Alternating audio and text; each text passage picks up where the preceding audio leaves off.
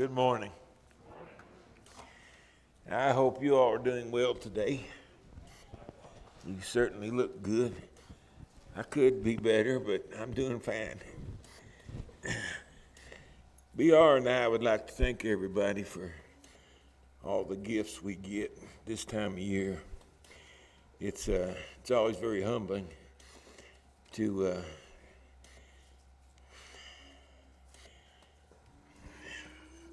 be loved by so many people, and we never take it for granted. But we want to thank you. I also want to wish everybody a Merry Christmas. It's that time of year again. This is when I was a child. Well, even now, but nothing's changed. It's always been my favorite time of year.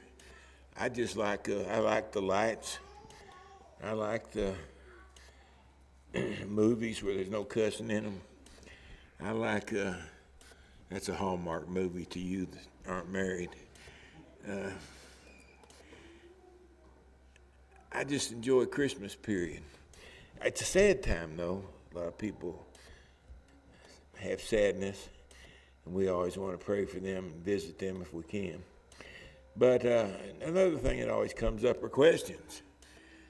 Sometimes parents are questioned by their children what we do and don't do as a church. And sometimes we're questioned by other people why we aren't, as a church, we aren't more festive in the things that we do, why we don't have nativity scenes and all that kind of stuff. We believe in the birth of the Christ. We talk about it, we teach it. Different times of the year, it's a very important subject, of course. It's the way the Lord came into the world. But we do have certain beliefs about it that are different than, let's say, the major part of the religious world. And I want to talk about a few of those questions. Hopefully, it'll help you explain some of these answers to your friends and maybe family, maybe your children, that maybe you may learn something. We never know, but it seems advisable to me to deal with the matter a little bit. Daddy, why don't we celebrate Christmas at church? A lot of children do. They talk about it at school, and they do, we don't. Why is that? I don't understand. I like to play Joseph in the little play, different, why don't we do that stuff? There's an objective body of spiritual truth, and this is something that we'll die on it. This is our hill, if you will, that can't be taken away from us. There's an objective body of spiritual truth. That, of course, is the teachings of Jesus Christ. This is what we live by. This is what we go by. In John 8, verses 30 and 32, as Jesus spoke these words, many people believed in him. They weren't believers, they became believers because of what the Lord said on that particular day. And now that they believed, he continued speaking to those Jews who believed him. They believed. Now let's go a little farther in what we have to say. If you abide in my word. I've highlighted the word if because the ifs are very important. If means that this isn't set in stone. It's conditional phrase is what we call it. Conditional phrase. If you do this, then this will happen. Or in God's place, if you do this, God will do that. And this is what Jesus is saying to those who believed. If you abide in my word. To abide is to take up your abode. It's to take your stand on this hill. It's to live by these words. And these words live in you. If you abide in my word, Jesus said, it's his word It's not our word. It's his word. It's a word that has come to us from out of this world. It does not originate in human hearts. This teaching that he's talking about, what he wants believers to do, the words that he wants believers to follow completely, they do not originate in the human heart. Don't look there for them. They're not going to be there. Jesus said, these are my words. These are words I gave you. And we know what that is. It's the New Testament teachings of the Christ. These are his words. That's the objective body of truth. It's not what I want. It's not what you want. It's what Jesus wants. Okay? That's what he's talking about in our text here. This objective body of truth that he's given to us. In John 12:48, the Lord said, for example, he who rejects me and does not receive my words, he has that which judges him. What? The word that I have spoken will judge him in the last day. Notice what he says. He who does not receive my words, this New Testament of Jesus Christ, this person has rejected me. Now, they may say, oh, how I love Jesus. Oh, how I love Jesus. But Jesus said, if you reject my words, if you don't follow my words, if you don't learn my words, believe my words, live by my words, you have rejected me. This is the straw that breaks the camel's back.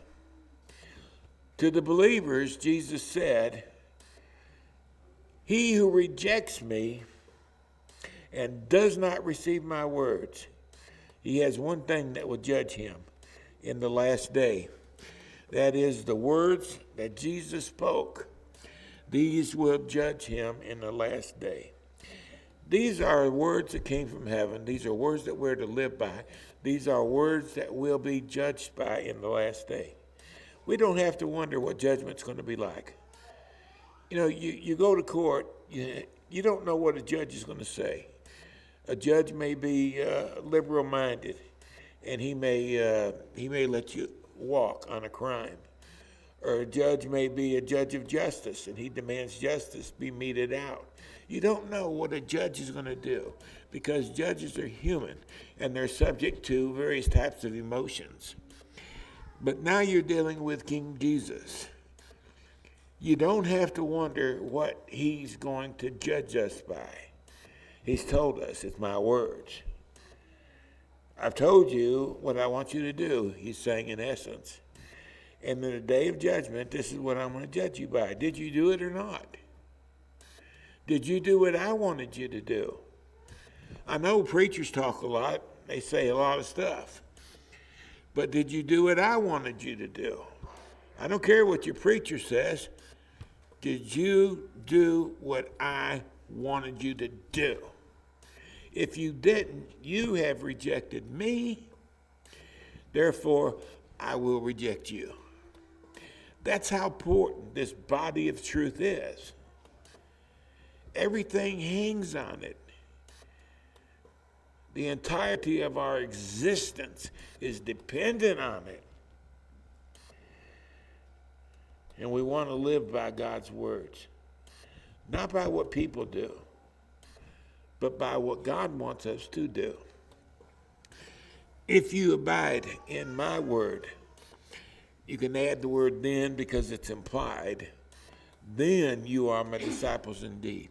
Believers are not necessarily disciples. Remember in verse 30 rather, they became believers. And then Jesus said to these believers, if you believers abide in my word, then you will be my disciples indeed. It's believing what he said and then doing what he said. This is what we strive to do as God's children. You shall know the truth, and that truth shall make you free, the Lord said. If we want to know the truth, we'll find the truth. And we'll be able to understand it. And then we'll just do what the Lord would have us to do. Okay? Now keep that in mind. Whenever we discuss anything, it's built on this foundation. What does Jesus say? This is the all-important question. What does Jesus say? One must love the truth. 2 Thessalonians 2, 10 through 12. Paul talks about those who did not receive love of the truth, that they might be saved. They could have, but they didn't. For this reason, God will send them strong delusion. Looks like the truth, smells like the truth, but it's not the truth. He'll allow, he won't send it, but he'll permit it to be sent. It's referred to as the permissive will of God by theologians. God will, for this reason, because people do not love the truth, for that reason, God will send a strong delusion that they should believe the lie. They'll find something to believe. If they don't love the truth, they'll find something in lieu of the truth. If they don't love the God of heaven, they'll find another God to worship. The Lord will allow that to happen. It's for that reason, not loving the truth, that all this happens, the strong delusion. And they believe the lie, and that they may be condemned. Why? It's not because they believed the lie, but it's because they did not believe the truth. They did not love the truth. In Romans 1:28, Paul spoke of those. They did not like to retain God in their knowledge. Aldous Huxley, he wrote I don't know if he wrote it, but he authored a little document referred to as Confessions of an Atheist. And he was old and for some reason burying his soul. I don't know why. But he said, there was no reason for me to be an atheist. There's no proof that there is no God. Everything points to the fact that there must be some type of a creator. And so why did I become an atheist? It's because, in essence, he didn't like the truth. He was a sexually promiscuous person. And if he accepted God, he would have to accept the restraints of marriage. And he didn't want to. He didn't want to live that way. He wanted to be footloose and fancy free, so to speak. And he said, for that reason, I didn't believe in God. He didn't want to retain God in his knowledge because he wanted to be free in that way, to live as he wanted to without being judged by other peoples. Therefore, God gave these people over to a debased mind, people who decided, I don't want to live the way this God would have me to live. I want to live a different way. I want to have a different life. God gave them over. He gave them up. He allowed them to think that people transition from a male to a female. He liked them to think that it's normal for two men to be married to one another or two women. He let people think anything they wanted to think, if that's what they wanted to think.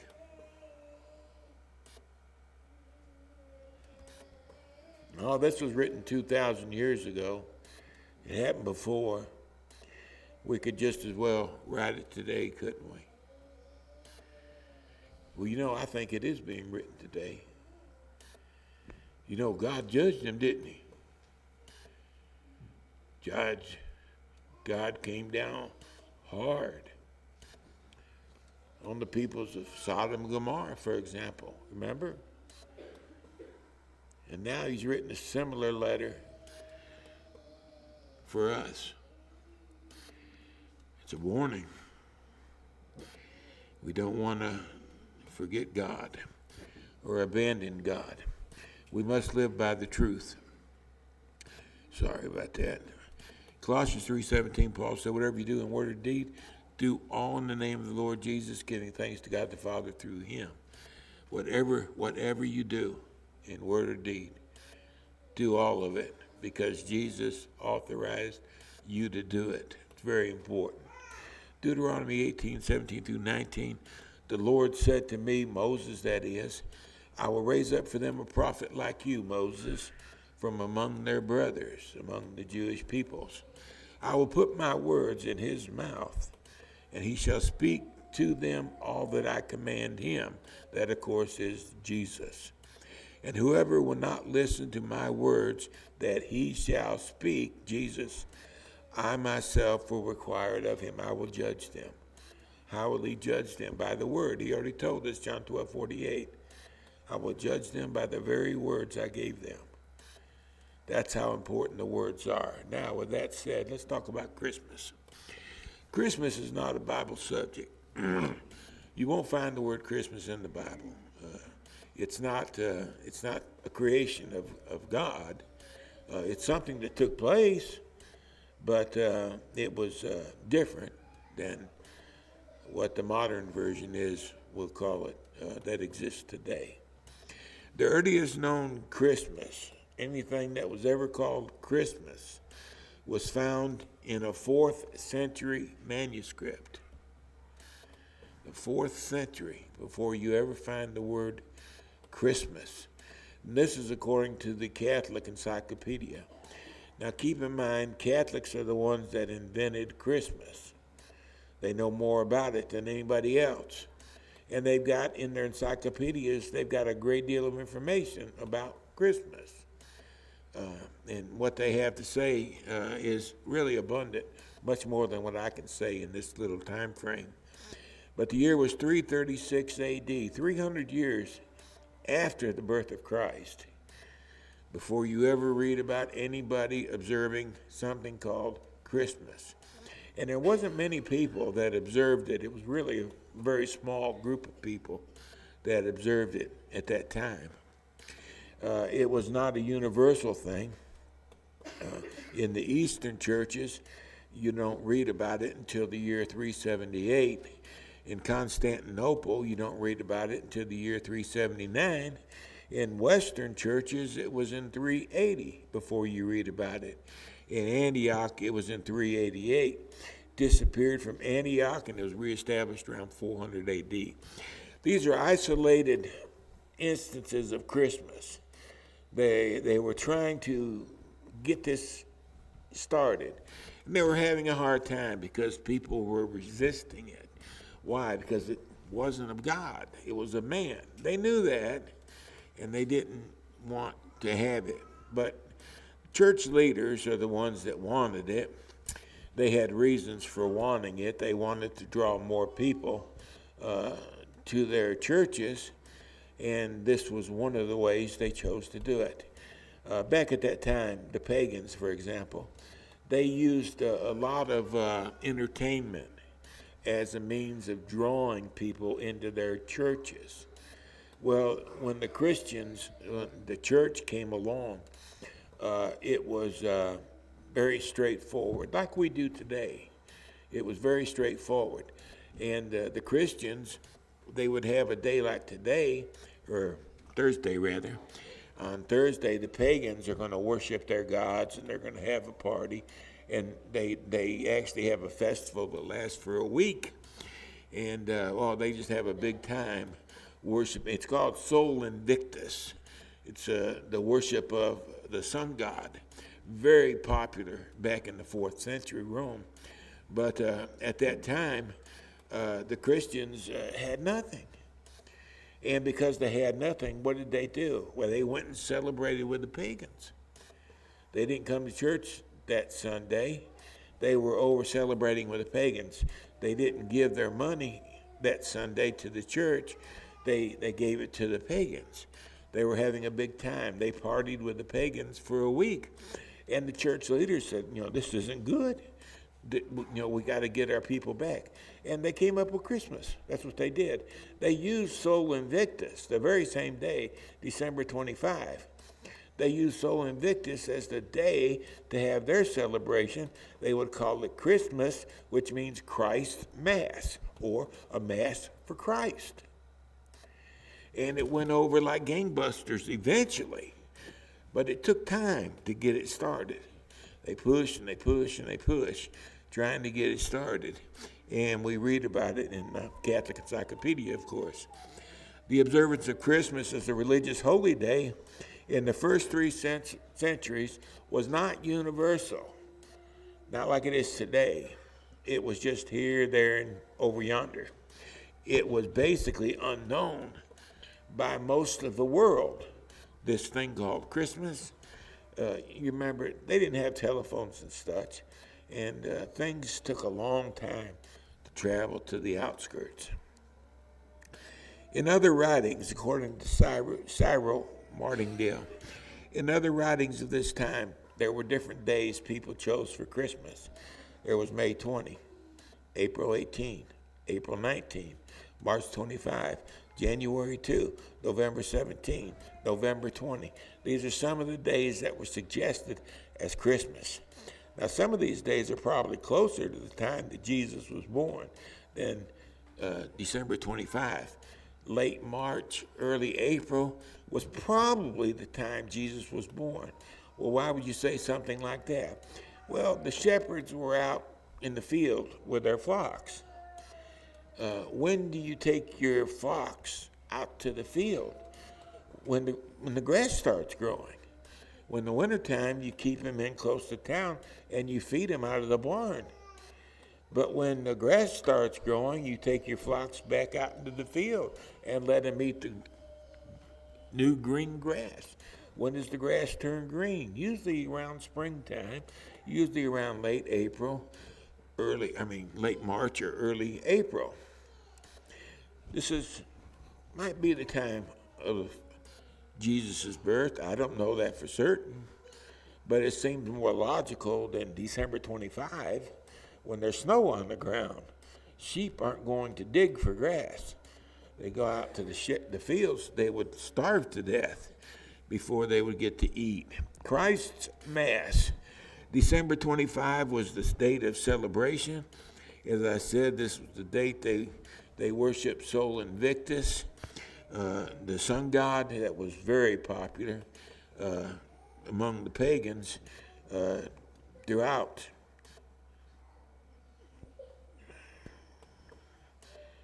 7 centuries at this time. Winter solstice began December 25. What does that mean? That's the shortest day of the year. Ours is today, December 21. Back in the first few centuries, the pagans, they had December 25 as the first day of winter, or winter solstice, and this was the day that the Christians chose to have Christmas in honor of the sun god. In Malachi chapter 4, verse 2, we read about the Son of Righteousness. It's the birthday of the unconquered Son, S-U-N. The church leaders in the 4th century, they talked about the birthday of the unconquered Son, S-O-N. It's just a play on words there. In Malachi, the Lord said, "But to you who fear my name, the Son of Righteousness shall arise with healing in his wings. You shall go out and grow fat like stall-fed calves." This was the selection of December 25 as the day of the birth of Christ. The Son of Righteousness will arise, and according to the pagans, according to the world at that time, this was Sol Invictus, the arising of winter, or the arising of the sun god that they worshipped. I don't know why this isn't working very well. In a manuscript by 12th century Syrian bishop, we read the following. It was a custom of the pagans to celebrate on the same 25 December the birthday of the sun, at which they kindled lights in token of festivity. In these solemnities and revelries, the Christians also took part. This was, they wanted to have a good time, like the pagans did. Accordingly, when doctors of the church perceived that the Christians had a leaning to this festival, They took counsel and resolved that the true nativity should be solemnized on that day. They wanted their people back. That's what it was. That's what goes on today. All this entertainment in churches today, clowns for Christ, wrestling with Christ, all this stuff. It's all an attempt to get people into the church building. Well, that's the same thing they were doing in the 4th century. Nothing changes. Nothing changes. We drive different cars, we wear different suits, but as far as human behavior, it's the same as it's always been. There's no difference in the way people think and behave. Christmas is not a Christian holy day. It's not. Christmas is not from heaven. Christmas is of men. It's the product of the Roman Catholic Church. Denominationalism gave us Christmas. Why don't we observe Christmas the way most religious bodies do? Well, basically the Lord didn't tell us to, and therefore we don't do it. Colossians 3:17. Whatever you do in word or deed, do all in the name of the Lord Jesus. Do all because Jesus wants you to do it. He told us nothing about observing his birthday. We are to observe his death, and we will in just a few minutes. But he said nothing about observing his birthday. When you think about the death of Christ, we know basically the year he died. If we know the year he was born, he died somewhere around 29 or 30 A.D. We know that he died on a Friday. We know that he died at the time of the Passover, which was probably late March or April. We know that he died at 3 o'clock in the afternoon. The Lord wanted us to observe the death of Christ, and he gave us many specifics so we could do that very thing. But the birth of Christ, there's not many specifics. Oh, what other people did, yes. But as far as what time of day, for example, Jesus was born, I don't know. Nobody else knows either. It's of human origin. It's not from God. Well, people have things to say about us. We don't honor Jesus. If we respected Jesus, we would celebrate his birth. We do celebrate his birth. We do it every Sunday. When we celebrate his death, we celebrate the entirety of his existence. And we commemorate it when we eat the Lord's Supper. But to set apart one day, we do not do that because the Lord doesn't want us to do that. And when people criticize us for what we do, we remember the words of Paul the Apostle in Colossians 2:16. Let no one judge you in food or in drink or regarding a festival or new moon or Sabbath. People will judge you by what you do and don't do, Paul said. Don't let their judgment bother you. You know what you're supposed to do. Do that. And let everything else rest.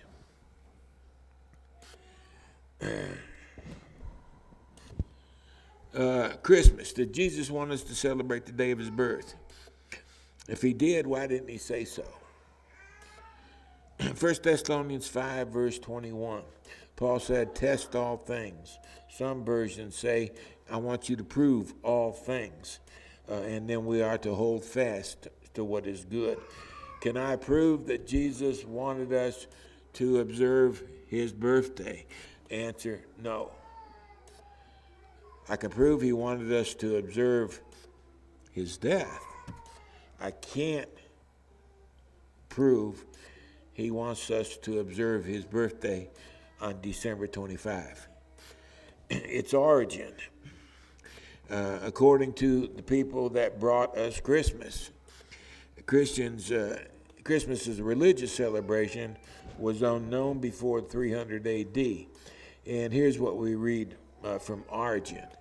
Both Irenaeus and Tertullian omit it from their list of feasts. These are two scholars in the 2nd century A.D. They had a list they published of the various feasts of the Jews and the Christians. And there was no such thing as Christmas. on these lists. In 245, Origen of Alexandria, he was commenting on Leviticus 12, and when he did, he made this statement. He said, "Only sinners celebrate birthdays." Now you got to remember, this man's a Jewish scholar. He said only sinners celebrate birthdays. This was in the year 245, 200 years after Jesus was born. Only sinners celebrate birthdays, he said. It's not in the Bible, but this was the practice of the Jew. This is how they felt about birthdays. Something that only a sinner would do. And he published two sinners that did celebrate their birthday that were well known. The Pharaoh of Egypt, he celebrated his birthday in Genesis chapter 40, verses 20 through 22. And Herod Antipas, he celebrated his birthday, Mark 6, verse 21. Both of these men, both pagans, both unrighteous men, both who died in sin, both of these men were sinners. And these are the only examples we find of those who celebrated their birthdays. But as for the Jew, they didn't celebrate birthday. They only celebrated their deaths. The Jew didn't celebrate birthdays. In Ecclesiastes 7:1, Solomon wrote, "The day of death is better than the day of one's birth." If you think about it, it's true. The day a person's born, he comes into the world, what's going to happen? He's going to suffer. He's going to suffer quite a bit. There's a lot of pain that comes along with life, a lot of heartache that comes along with life. But when you die, you go to be with God. You live in heaven. There's no heartache, there's no tears, there's no sorrow. That being the case, that being true, isn't the day of birth less than the day of one's death? We celebrate it just the opposite. We celebrate the day of the birth. We mourn the day of death. Does that mean we're wrong? No, it doesn't mean we're wrong. But this was the Jewish mentality during the time of Christ. Now I ask you this question. Do you think there's any doubt that no one celebrated the birthday of Jesus Christ? According to the Jews, and according to what would have been the early Christians, that would have been a bad thing, not a good thing. That would have been a time to mourn. The day of his death was the time to rejoice, and rightly so. Rightly so. The Lord said nothing about celebrating his birth. Frankly, I don't think he wanted us to. If he wanted us to, he would have said so. He didn't say so. Maybe he didn't want us to. Now, I want to make Jesus happy. I want Jesus to be happy. I want him to like me. I want him to embrace me in the day of the judgment. I'm going to go by what I know. I'm not going to go by what I don't know. Because what I don't know makes me nervous. And all the information we have is that we don't worship Christmas as a holy day. In Deuteronomy 29:29, Moses wrote, "The secret things belong to the Lord our God. But those things which are revealed, they belong to us and to our children forever." The things God said nothing about, that's his business. The things God spoke about, that's our business. And we know the difference, that we may do all the words of this law.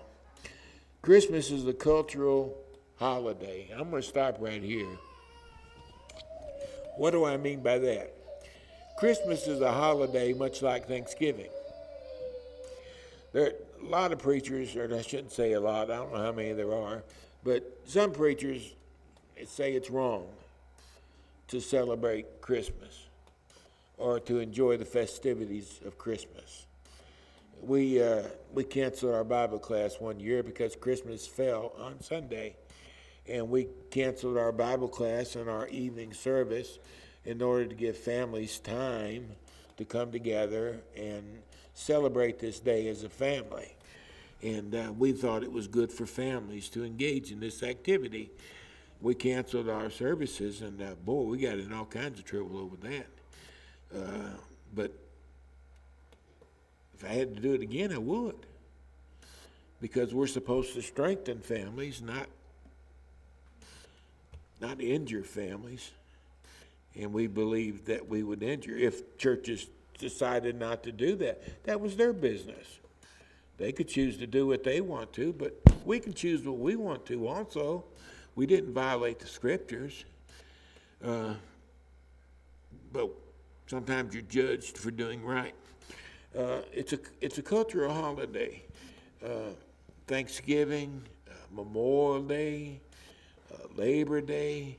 These are days established by the government, days on the calendar that most people get off work for, days for us to come together with our families as much as possible and enjoy one another. It's not wrong to observe those cultural days. Christmas is a cultural day. Well, somebody says, well, it started out by the Roman Church. That makes it a religious day. A lot of things started out as one thing, but they come to be something different. Take the days of the week, for example. We call Sunday. That's in honor of the God, the sun. Monday.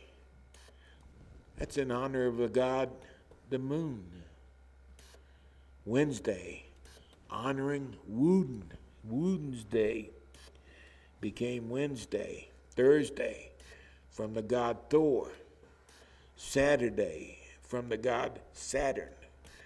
Does that mean we have to change all of our days of the week? There's a chance that you may not know anything that I just said. That may not have been a part of your information. But there was a time when that was a religious title. But what it was then is not what it is today. And there's nothing wrong with us saying Monday or Tuesday or Wednesday. The same thing can be said about Christmas. It may have been a religious holy day at one time. It's not today. Most of the world that celebrates Christmas doesn't do it as a religious observance. Even the people who are religious, they don't observe it as a religious holy day. They observe it pretty much like you and I do. They get together on that day with their family. They exchange gifts. They eat too much. They sit on the couch and watch football and fall asleep. It's kind of the American thing to do. But it's not a religious holy day. Not for most people. Some people, yeah. Not most people. It's not wrong. You shouldn't feel any guilt. And if anybody gives you any lip, you say, come and see John. He'll tell you. We'll get him straightened out, won't we, Jeremy? Jeremy be standing there with me. I run my mouth, and he looks at him. And then we're safe. Okay, we don't observe Christmas as a religious holiday. Jesus didn't tell us to. But we can observe Christmas as a cultural holiday, just like we can Thanksgiving. But we're not supposed to eat too much. The rest of it we can do. Man, I eat too much. I get all them gifts from everybody. I stay full for about a month. That's got to quit. Man, I tell you, it's got to quit. I think I've gained 15 pounds already. And it isn't even Christmas yet. I love you all, and I hope you have a wonderful Christmas. I want you to be safe, be very safe, be careful. Some people, they get a little drunky and they drive cars and they become very dangerous. Drive defensively.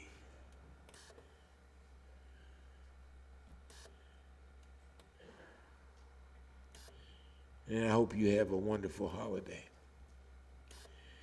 We got Bible class on Tuesday this week. Yeah, we have Bible class on Tuesday. Okay. If you're not a Christian, our primary goal as far as our visitors are concerned, those who are not Christians, is try to persuade you to understand Christ, believe Him, and become a Christian. You do that by believing what He has said, repenting of your sins, and being immersed in water for forgiveness of those sins. As Christians, we strive to the best of our ability to do what Jesus wants us to do. We're not perfect. We don't say we're perfect. We're not close to being perfect, but we're working on it. We're doing the best we can do at this point in our life. And Jesus said that's good enough. You do what you can do, and I'll take care of the rest. And we believe that, and we live by that. But sometimes we slip, don't we? Sometimes we need the prayers of our brothers and sisters because we need just a little more than what we've got to offer. If you're in that state at this time, I hope you'll come. Allow us to pray with you and be with you as we stand and as we